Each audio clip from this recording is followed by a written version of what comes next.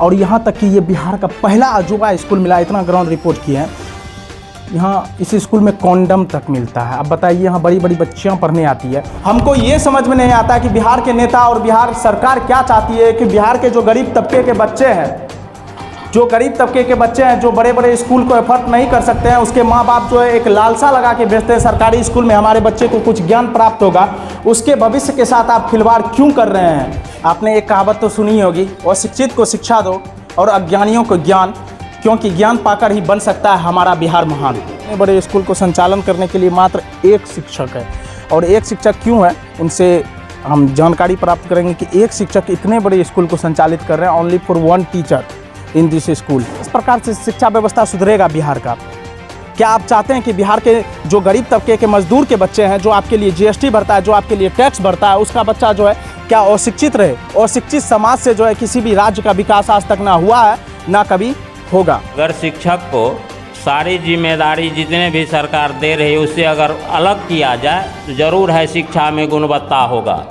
शिक्षक अगर दबाव में नहीं जिएंगे तो गुणवत्तापूर्ण शिक्षा संभव है। स्वागत है आपका RNN सच आप तक में। मैं अंकित शेखावत, कैमरामैन अमित कुमार के साथ। पोखर के जस्ट बगल में एक स्कूल भी है, और स्कूल ऐसा है कि स्कूल कम और खंडर ज़्यादा है। और यहाँ के ग्रामीणों का बार बार कॉल आ रहा था RNN की टीम को कि ये स्कूल में ना पढ़ाई होती है, किसी प्रकार का व्यवस्था नहीं है, कुव्यवस्थित है ये स्कूल। तो आज हम लोग इस स्कूल में एंट्री करेंगे, इस स्कूल का नाम जानेंगे। गेट देख के आप हाल देख सकते हैं कि इस स्कूल का हाल क्या होगा। गिरेगा, साइकिल सहित अंदर जाएगा उस गड्ढा में। हम कैमरामैन से अनुरोध करेंगे कि वो गड्ढा को दिखाए।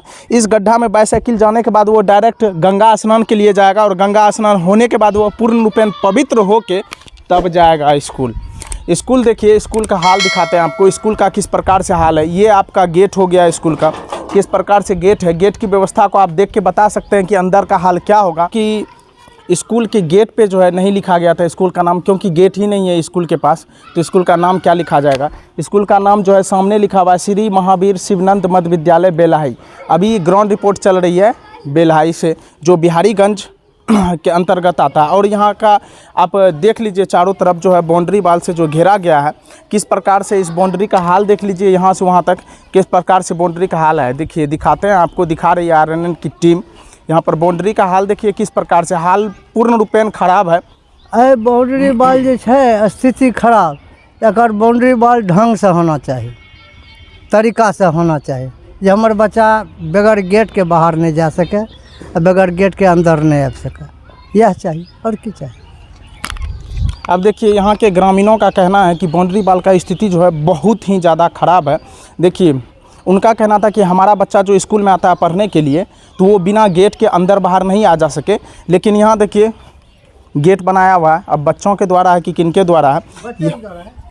ये सब बच्चे के द्वारा है, बच्चे के द्वारा बनाया गया है। हाँ, बच्चा सब तोड़ फाड़ करके अपना जाता आता है, अब क्या घूमेगा? अब देखिए, ऐसा बाउंड्री वाल रहेगा तो बच्चा तो शैतान होता ही है। हाँ। वो तोड़ फाड़ के आता जाता है, इधर से स्कूल टाइम में भी निकल जाता है बाहर। हाँ। तो हम बिहार सरकार से अनुरोध करना चाहेंगे कि इस प्रकार की चीज़ों पर ध्यान दीजिए। इतने बड़े स्कूल को संचालन करने के लिए मात्र एक शिक्षक है, और एक शिक्षक क्यों है उनसे हम जानकारी प्राप्त करेंगे कि एक शिक्षक इतने बड़े स्कूल को संचालित कर रहे हैं, only for one teacher in this school. शिक्षकों की आप मजबूरी नहीं समझते हैं। शिक्षकों को क्या होता है कि एक बार चुनाव में भेज दिया जाता है। कि अभी देखिए, जाति आधारित जनगणना चल रहा है बिहार में, तो उसमें शिक्षकों को दे दिया गया है। कभी जो है जाति आधारित जनगणना में आप दे देते हैं, कभी चुनाव में दे देते हैं, कभी जो है एग्ज़ाम जो होता है इंटरमीडिएट और मैट्रिक का, उसमें दे देते हैं। तो किस प्रकार से शिक्षा व्यवस्था सुधरेगा बिहार का? क्या आप चाहते हैं कि बिहार के जो गरीब तबके के मजदूर के बच्चे हैं, जो आपके लिए जीएसटी भरता है, जो आपके लिए टैक्स भरता है, उसका बच्चा जो है क्या अशिक्षित रहे? अशिक्षित समाज से जो है किसी भी राज्य का विकास आज तक ना हुआ है, ना कभी होगा।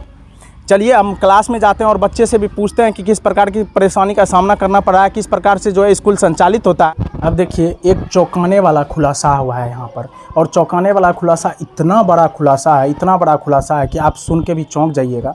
हमारे पीछे ये रूम देख रहे होंगे, अब इस रूम को आपको खोल के दिखाते हैं। देखिए इस रूम की स्थिति क्या है। इस रूम की स्थिति देखिए किस प्रकार से, यहाँ पर गुटखा, सिगरेट, पता नहीं और क्या क्या। देखिए ये रूम बनाया गया था, वॉशिंग रूम टाइप का लग रहा है, लेकिन हर चीज़ को तोड़ दिया गया है। अंदर में जो है देखिए पूरा बदबू दे रहा है, पता नहीं क्या क्या होता है इस रूम में। यहाँ पर पूरा गंध मचाया हुआ है, पूर्ण रूपेण गंद मचाया हुआ कुकर्म का अड्डा। इसलिए आप कह सकते हैं कि बाउंड्री वाल नहीं है। और कुकर्मी आदमी जो है, हर समाज में ऐसा होता है 4-5 कुकर्मी आदमी जो इसमें आके कुकर्म करते हैं, दारू शराब सिगरेट। और यहाँ तक कि ये बिहार का पहला अजूबा स्कूल मिला, इतना ग्राउंड रिपोर्ट किए हैं। यहाँ इस स्कूल में कॉन्डम तक मिलता है। अब बताइए, यहाँ बड़ी बड़ी बच्चियाँ पढ़ने आती है। अब इस रूम में कुकर्म इतना घिनौना कुकृत किया जाता है कि कॉन्डम तक फेंका हुआ रहता है। अब बताइए कि बड़ी बड़ी बच्चियाँ आती है स्कूल में पढ़ने के लिए, और स्कूल में पाया क्या जाता है, शिक्षा व्यवस्था बदहाल है, और स्कूल में पाया क्या जाता है, कॉन्डम पाया जाता है। अब आप ही बताइए, बिहार के एजुकेशन मिनिस्टर, आप अपने बेटी को इस प्रकार के स्कूल में भेजना चाहेंगे जहाँ कॉन्डम मिलता हो? पूछती है आपसे आरएनएन की टीम। और ये इसलिए हो रहा है कि क्योंकि स्कूल में बाउंड्री वाल नहीं है। बाउंड्री अगर चारों तरफ से होता, घेरा हुआ रहता बाउंड्री चारों तरफ से, तो इस प्रकार का कुकृत्य नहीं होता, इस प्रकार का कुकृत्य नहीं होता। हम बिहार के तमाम बड़े नेताओं से पूछना चाहेंगे, क्या आप इस प्रकार के स्कूल में भेजना चाहेंगे जहां पर इस प्रकार का कुकर्म होता हो? कुकृत्य को जो है सार्थक किया गया। एक तरह से कह सकते हैं कि कुकर्म किया जाता है यहाँ पर। जब टीचर्स चले जाते हैं यहाँ का, तो बाउंड्री वाल खुली हुई है, उपद्रवी आते हैं यहाँ पर, पता नहीं क्या क्या करते हैं, नशा करते हैं, दारू का पोच तक पाया जाता है इस स्कूल में। और यहाँ के टीचर जो है उस पोच को, उस कॉन्डम को खुद उठा के बाहर फेंकते हैं, क्योंकि बड़ी बड़ी बच्चियाँ आती है वो देख ना ले। बिहार के एजुकेशन मिनिस्टर, हम आपसे पूछना चाहेंगे, क्या आप इस प्रकार के स्कूल में अपने बच्चों को पढ़ाना चाहेंगे जहां पर जो है दारू शराब बंदी होने के बावजूद भी दारू का पोच मिलता हो और कॉन्डम मिलता हो? पूछना चाहती है आपसे पूरी आरएनएन की टीम, जानना चाहती है आपसे बिहार की जनता। हम यहाँ के ग्रामीणों से भी हाथ जोड़कर निवेदन करना चाहेंगे कि भैया, आप ही की बेटी आती है, आप ही के समाज की बच्चियाँ आती है यहाँ पर पढ़ने के लिए। कम से कम स्कूल जो है एक मंदिर होता है, शिक्षा का मंदिर होता है। शिक्षा के मंदिर में पाप की घंटी मत बजाओ यार, आप ही के समाज पे दुष्प्रभाव पड़ेगा। आपने एक कहावत तो सुनी होगी, अशिक्षित को शिक्षा दो और अज्ञानियों को ज्ञान, क्योंकि ज्ञान पाकर ही बन सकता है हमारा बिहार महान।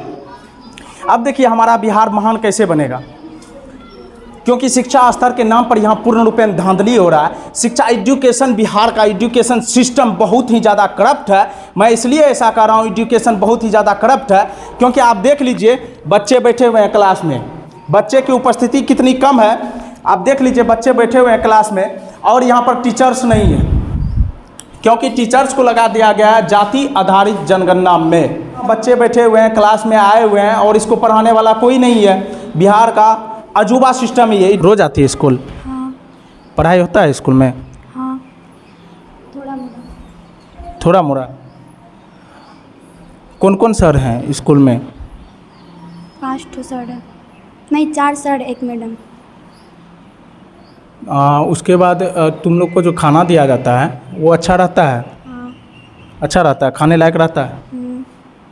शिक्षक शिक्षिकाओं का चेयर जो है यहाँ पर खाली है। ये खाली इसलिए है कि बिहार सरकार जो अभी जाति आधारित जनगणना करा रही है, और जो है उसमें कौन प्रतिनियुक्त किया गया है, तो बिहार के सरकारी स्कूल में जो है शिक्षक शिक्षिका बहाल किया गया है, उसको प्रतिनियुक्त किया गया है कि आप जाइए और जाति आधारित जनगणना कीजिए। अगर उसका आप प्रतिलिपि देखिएगा तो प्रतिलिपि देखने के से पता चलता है कि उसमें लिखा गया है कि जो बच्चे हैं, छोटे बच्चे, उसको सीनियर क्लास के बच्चे पढ़ाएंगे, और शिक्षक शिक्षिका कहाँ जाएंगे? शिक्षक शिक्षिका जाएंगे जाति आधारित जनगणना में। तो इस तरह से बिहार का सिस्टम बदलेगा, इस तरह से बिहार जो है, बिहार का शिक्षा स्तर ऊपर रहेगा। हमको ये समझ में नहीं आता कि बिहार के नेता और बिहार सरकार क्या चाहती है कि बिहार के जो गरीब तबके के बच्चे हैं, जो बड़े बड़े स्कूल को एफर्ट नहीं कर सकते हैं, उसके माँ बाप जो है एक लालसा लगा के भेजते हैं सरकारी स्कूल में, हमारे बच्चे को कुछ ज्ञान प्राप्त होगा। उसके भविष्य के साथ आप खिलवाड़ क्यों कर रहे हैं, ये जानना चाहती है बिहार की जनता। एक तरह से ये खिलवाड़ ही हो रहा है। बिहार के मुख्यमंत्री, यशस्वी मुख्यमंत्री नीतीश कुमार से हम पूछना चाहेंगे कि इन बच्चों का क्या दोष है, इन बच्चों के भविष्य के साथ खिलवाड़ क्यों किया जा रहा है? क्या नाम है तुम्हारा? शिवानी कुमारी। पढ़ाई होता है? हाँ होता है, 3-4 दिन से नहीं हो रहा। 3-4 दिन से काहे नहीं हो रहा है? सब सर सब गए जनगणना में, इसीलिए। पढ़ाई होता है स्कूल में? अभी नहीं होता है, सर जाता है अच्छी जनगणना में, इसलिए नहीं हो रहा। हाँ उससे पहले होता था? हाँ अच्छा, खाना जो तुम लोग को दिया जाता था वो बढ़िया दिया जाता है? हाँ। पढ़ाई हो रहा है अभी स्कूल में? अखन जनगणना में जाता है सर। नहीं हो रहा है? तुम लोग आता है आराम से बैठ के चले जाता है, पढ़ता लिखता नहीं? अगर जनगणना में ज़्यादा सर नहीं पढ़ाई होता। बताइए, स्कूल को खोलने तक के लिए यहाँ शिक्षक नहीं है। बिहार का अजूबा एक पहला स्कूल मिला है और बिहार के बड़े बड़े मीडिया, जितना भी बड़े बड़े मीडिया है, इस मुद्दे को उजागर नहीं करेंगे। बड़े बड़े मीडिया भी इस मुद्दे को उजागर नहीं करेंगे कि बिहार का एजुकेशन सिस्टम इतना भ्रष्ट हो चुका है।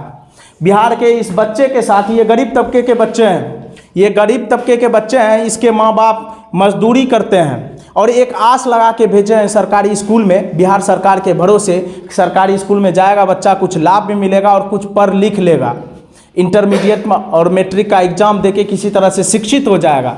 लेकिन उस आस पे पानी फेर रही है हमारी बिहार की एजुकेशन सिस्टम और हमारे बिहार के एजुकेशन मिनिस्टर। देख लीजिए, इस बच्चे के भविष्य के साथ खिलवाड़ ही किया जा रहा है। ये बच्चे, जब हम लोग स्कूल में एंट्री किए थे, ये बच्चे क्लास में हल्ला कर रहे थे और लाजमी है कि क्लास में अगर टीचर नहीं रहेगा तो बच्चे वापस में हल्ला करेंगे, वापस में खेल कूद करेंगे ही। आपके स्कूल को सर विजिट किए, यहाँ का सर एक तरह से देखिए तो एजुकेशन सिस्टम पूर्ण रूपेण लाचार पड़ी हुई है, लचर है सर व्यवस्था यहाँ का। क्यों है सर, इसका जिम्मेदार कौन है? अभी वर्तमान में जो है जनगणना कार्य में हमारे 5 शिक्षक में से 5 शिक्षक प्रतिनियुक्त हैं। विद्यालय आते हैं और हाजिरी बना करके वो फील्ड वर्क में चले जाते हैं जनगणना करने। मैं भी जनगणना कार्य में हूँ, लेकिन हम बच्चे जब आ जाते हैं तो कहाँ छोड़ के जाएंगे। तो यहाँ समस्या तो है, लेकिन उस समस्या में तो काम भी करना है। 5 शिक्षक है, पाँचों को सर नियुक्त कर दिया गया है वो जनगणना के लिए? जी, 5 शिक्षक नियुक्त है जनगणना में, एक भी शिक्षक को नहीं छोड़ा। तो सरकार की सर यहाँ पर गलती तो है, इस पर सर आप क्या कहना चाहें? कम से कम उसमें से आधे शिक्षक को जरूर जनगणना कार्य में होना चाहिए और आधे को जरूर रहना चाहिए विद्यालय में। यानी 5 शिक्षक है, 5 प्रतिनियुक्त है किसके लिए? जाति जनगणना के लिए, जाति आधारित जनगणना के लिए। तो अब आप ही बताइए, हम बिहार के नेताओं से पूछना चाहेंगे और बिहार सरकार से पूछना चाहेंगे कि आप ही बताइए कि 5 शिक्षक एवं शिक्षिकाएं इस स्कूल में, मात्र 5 ही टीचर्स हैं, उसको भी आप जाति आधारित जनगणना में भेज देते हैं तो स्कूल चलेगा कैसे? स्कूल सर कैसे चलेगा? स्कूल कैसे चलेगा? स्कूल अब आप ही बताइए किस प्रकार से संचालित किया जाएगा? यहाँ के प्रिंसिपल तक को नहीं छोड़ा गया, उनको भी जाति आधारित जनगणना में दे दिया गया, उनका भी नाम। सही है सर? जी हाँ, हम भी जातीय जनगणना में है। ऊपर बोले भी तो बोले कि नहीं, नाम पड़ गया तो छट नहीं सकता है, तो क्या करें, हम लोग मजबूर हैं। जनगणना भी करते हैं, बीएलओ का कार्य भी करते हैं, बाकी विद्यालय ऑफिशियल जितना वर्क है वो भी करते हैं। ऊपर से जनगणना में जो हमारे पर्यवेक्षक हैं उनका दबाव भी रहता है कि आप काम करके हमको तुरंत दीजिए। क्या हम लोग मशीन हैं? एक आदमी से आप कितना काम करवाइएगा? एक ही टाइम में सबको रिपोर्ट चाहिए, तो हम किसका रिपोर्ट दें, किसका नहीं दें? समस्या तो है। एक तरह से आप कह सकते हैं कि शिक्षकों के साथ जो है अन्याय किया जा रहा है। जाति आधारित जनगणना में उसको धकेल दिया गया है। 5 के 5 टीचर यहाँ से गायब है। गायब इसलिए है कि उसको जाति आधारित जनगणना में भेजा गया है और प्रिंसिपल साहब की मजबूरी ये है कि स्कूल तो उसको ओपन करना ही है, चाहे किसी भी हाल में करे वो। और स्कूल के कार्यभार को देखते हुए, कार्यभार को संभालते हुए, फिर वो यहाँ का जब कार्यभार हो जाता है, सभी काम हो जाता है यहाँ का, उसके बाद सर फिर जाति आधारित जनगणना में जाते हैं। उसके बाद भी ऑफिसर का पूर्ण रूपेण दबाव रहता है कि आप टाइम टेबल पे जो है सब काम हमको करके दीजिए। अगर शिक्षक को सारी जिम्मेदारी जितने भी सरकार दे रही है उससे अगर अलग किया जाए तो ज़रूर है शिक्षा में गुणवत्ता होगा। शिक्षक अगर दबाव में नहीं जिएंगे तो गुणवत्तापूर्ण शिक्षा संभव है। फील्ड में अभी पर्यवेक्षक का फ़ोन आया कि आप तुरंत हमको रिपोर्ट दीजिए, नहीं तो आप पर कार्रवाई हो जाएगा। क्या हम कर सकते हैं? विद्यालय देखें, जनगणना देखें कि अपना नौकरी बचावे।